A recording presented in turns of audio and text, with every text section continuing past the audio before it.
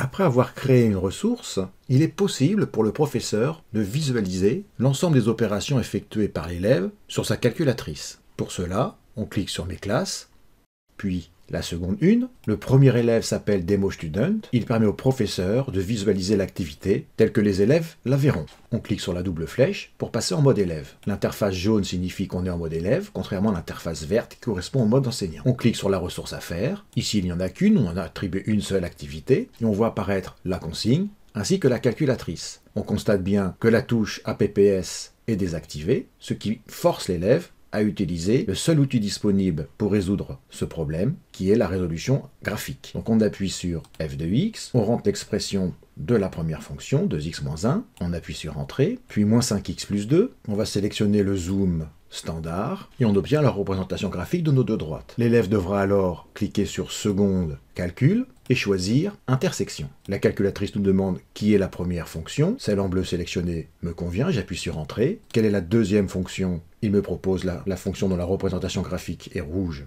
je valide, et la valeur initiale, qui n'a pas d'importance ici, puisqu'il n'y a qu'une seule solution, donc on valide. Sinon, il faudrait rapprocher le curseur de la solution qu'on souhaite trouver. On obtient donc les coordonnées du point d'intersection, mais ici, on obtient seulement une valeur approchée. Pour avoir la valeur exacte, on va quitter ce mode et revenir au mode calcul en appuyant sur seconde, quitter, et en appuyant sur X, puis Entrée, on obtient l'abscisse du point d'intersection. À l'aide de la double flèche, on va obtenir l'expression sous forme d'une fraction, ici 3/7. Pour avoir l'ordonnée, il suffit d'appuyer sur alpha y, puis Entrée, et pour avoir la valeur exacte de l'ordonnée, sous forme de fraction, on appuie sur la double flèche à nouveau. Les coordonnées du point d'intersection sont donc 3/7 et moins 1/7. L'élève valide sa ressource. Repassons maintenant au mode enseignant en cliquant sur Profil, puis Retour au mode enseignant. Voyons voir notre résultat en cliquant sur Mes classes, puis seconde une. On voit ici qu'il y a un seul élève qui a fait l'activité, c'est normal. C'est DemoStudent, c'est nous. On clique sur le petit crayon. On voit le temps passé. Le nombre d'essais, ici c'est 1, c'est normal.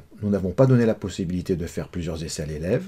Et on constate le dernier écran de la calculatrice de l'élève, mais on peut revoir l'ensemble de la démarche en appuyant sur le bouton Lecture. On voit donc l'ensemble des touches appuyées par l'élève, les différents menus utilisés, l'ensemble de la démarche, et enfin le résultat final, ce qui me permet de valider son travail, de lui mettre ici très bonne maîtrise, et un petit commentaire, et je valide la correction. Ainsi l'élève pourra constater dans ses ressources que sa réponse était exacte et que l'enseignant a validé sa réponse.